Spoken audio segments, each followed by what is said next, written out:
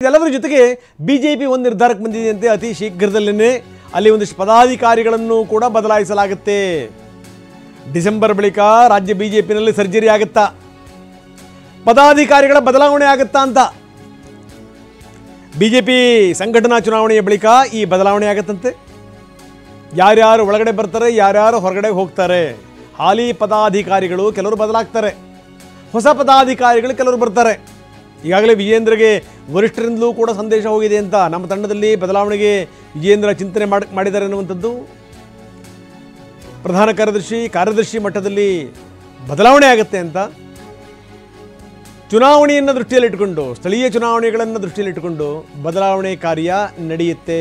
ಮುಂದೆ ನಡೆಯಲಿರುವಂಥ ಸ್ಥಳೀಯ ಸಂಸ್ಥೆಗಳ ಚುನಾವಣೆ ಮೇಲೆ ಇದರ ಪರಿಣಾಮ ಆಗಬೇಕು. ಇರೋವಂಥ ಟೀಮ್ನೇ ಇಟ್ಕೊಂಡು ಹೋದ್ರೆ ಆಗಲ್ಲ.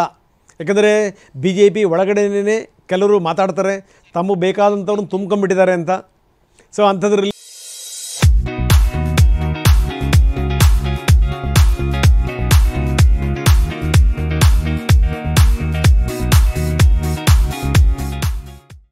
ಒಂದಷ್ಟು ಜನರನ್ನು ಹೊರಗಡೆ ಕಳಿಸಿ ಇನ್ನೊಂದಿಷ್ಟು ಜನರನ್ನ ಒಳಗಡೆ ತಗೊಂಬಂದು ಒಂದಷ್ಟು ಬದಲಾವಣೆಗೆ ಬಿ ಜೆ ಪಿ ಚಿಂತನೆಯನ್ನು ಮಾಡ್ತಾ ಇದೆ. ಜೊತೆಗೆ ಏನಂದರೆ ಜಿಲ್ಲಾ ಪಂಚಾಯತ್, ತಾಲೂಕು ಪಂಚಾಯತ್ ಚುನಾವಣೆ ನಡೆಯುವಂಥ ಸಂದರ್ಭದಲ್ಲಿ ಒಂದಷ್ಟು ಜನರಿಗೆ ಜವಾಬ್ದಾರಿಯನ್ನು ಕೂಡ ಕೊಡಲಾಗುತ್ತೆ.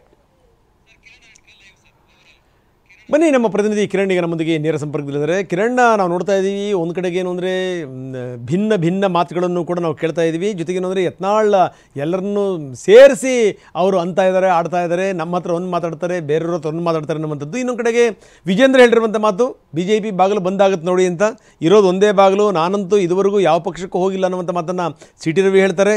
ಸಿ ಟಿ ರವಿ ಮತ್ತು ವಿಜೇಂದ್ರ ಅವ್ರನ್ನ ಸೇರಿಸಿ ಯತ್ನಾಳ್ ಬೈದಿರೋದನ್ನು ಕೂಡ ನಾವು ನೋಡಿದ್ವಿ. ಇದೆಲ್ಲದರ ಜೊತೆಗೆ ವೆರಿ ಇಂಪಾರ್ಟೆಂಟ್ಲಿ ಅತಿ ಶೀಘ್ರದಲ್ಲೇ ಬಿ ಜೆ ಪಿಯ ಒಳಗಡೆ ಒಂದು ಸರ್ಜರಿ ಆಗುತ್ತೆ ಅನ್ನುವಂಥದ್ದು. ಒಂದಷ್ಟು ಜನರ ಪದಾಧಿಕಾರಿಗಳನ್ನು ಬದಲಾಯಿಸ್ತಾರೆ, ಒಂದಷ್ಟು ಜನರನ್ನು ಒಳಗಡೆ ತರ್ತಾರೆ ಅನ್ನುವಂಥ ಮಾತುಗಳು ಕೂಡ ಕೇಳಿ ಬರ್ತಾ ಇವೆ. ಏನು ನಡೀತಾ ಇದೆ ಬಿ ಜೆ ಪಿನಲ್ಲಿ ಕಿರಣ್?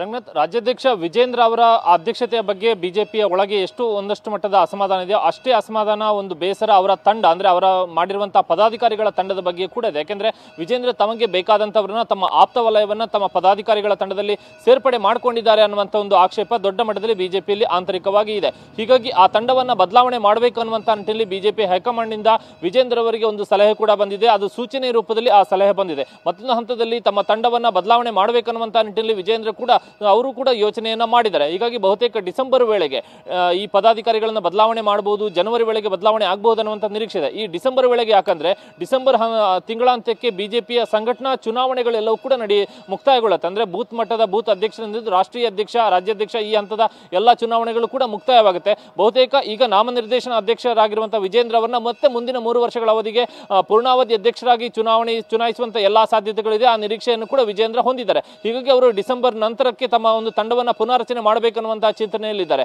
ಯಾಕೆಂದ್ರೆ ಈಗಿರುವಂತಹ ಪದಾಧಿಕಾರಿಗಳು ಅಂದ್ರೆ ಪ್ರಧಾನ ಕಾರ್ಯದರ್ಶಿಗಳ ಪೈಕಿ ಕನಿಷ್ಠ 2 ಪ್ರಧಾನ ಕಾರ್ಯದರ್ಶಿಗಳನ್ನ ಬದಲಾವಣೆ ಮಾಡಬಹುದು ಅನ್ನುವಂತಹ ನಿರೀಕ್ಷೆ ಇದೆ. ಮತ್ತು ಕಾರ್ಯದರ್ಶಿಗಳೇನಿದ್ದಾರೆ ಆ ಕಾರ್ಯದರ್ಶಿಗಳು ಉಪಾಧ್ಯಕ್ಷರ ಒಂದು ತಂಡವನ್ನು ಕೂಡ ಬದಲಾವಣೆ ಮಾಡಬಹುದು ಅನ್ನುವಂತಹ ಒಂದು ನಿರೀಕ್ಷೆ ಕೂಡ ಇದೆ. ಯಾಕಂದ್ರೆ ಈ ಬದಲಾವಣೆ ಮಾಡುವಂತದ್ದು ಮುಂದೆ ಬರುವಂತಹ ಜಿಲ್ಲಾ ಪಂಚಾಯತ್, ತಾಲೂಕು ಪಂಚಾಯತ್ ಚುನಾವಣೆಗಳಿಗೆ ಈ ಹೊಸ ಪದಾಧಿಕಾರಿಗಳನ್ನು ನೇಮಕ ಮಾಡಿ ಅವರುಗಳಿಗೆ ಜವಾಬ್ದಾರಿಯನ್ನ ನೇರವಾಗಿ ಹಂಚಿಕೆ ಮಾಡುವಂತಹ ಉದ್ದೇಶವನ್ನು ಕೂಡ ಇಟ್ಟುಕೊಳ್ಳಲಾಗಿದೆ. ಯಾಕಂದ್ರೆ ರಾಜ್ಯಾಧ್ಯಕ್ಷರೇ ಎಲ್ಲಾ ಕಡೆಯೂ ಕೂಡ ಗಮನವನ್ನು ಹರಿಸೋದಕ್ಕೆ ಸಾಧ್ಯವಾಗುವುದಿಲ್ಲ ಮತ್ತು ತಳಹಂತದಲ್ಲಿ ಪ್ರವಾಸವನ್ನ ಮಾಡೋದಕ್ಕೆ ಸಾಧ್ಯವಾಗುವುದಿಲ್ಲ ಸಂಪೂರ್ಣವಾಗಿ. ಹಾಗಾಗಿ ಈ ಪದಾಧಿಕಾರಿಗಳಿಗೆ ಜವಾಬ್ದಾರಿಯನ್ನು ಹಂಚಿದ್ರೆ ಸ್ಥಳೀಯ ಸಂಸ್ಥೆ ಚುನಾವಣೆಯಲ್ಲಿ ಒಂದಷ್ಟು ಗೆಲುವನ್ನ ಸಾಧಿಸುವ ನಿಟ್ಟಿನಲ್ಲಿ ಒಂದಷ್ಟು ಪ್ರಯತ್ನಗಳನ್ನು ಮಾಡಬಹುದು ಅನ್ನುವಂತಹ ಲೆಕ್ಕಾಚಾರ ಬಿಜೆಪಿಯದಾಗಿದೆ. ಹಾಗಾಗಿ ಹೈಕಮಾಂಡ್ ನಿಂದ ಸೂಚನೆ ಬಂದಿರುವಂತದ್ದು ನಿಮ್ಮ ಪದಾಧಿಕಾರಿಗಳ ತಂಡವನ್ನು ಒಂದಷ್ಟು ಸ್ಟ್ರೀಮ್ ಲೈನ್ ಮಾಡಿ ಅನ್ನುವಂತಹ ಸೂಚನೆ ಬಂದಿದೆ.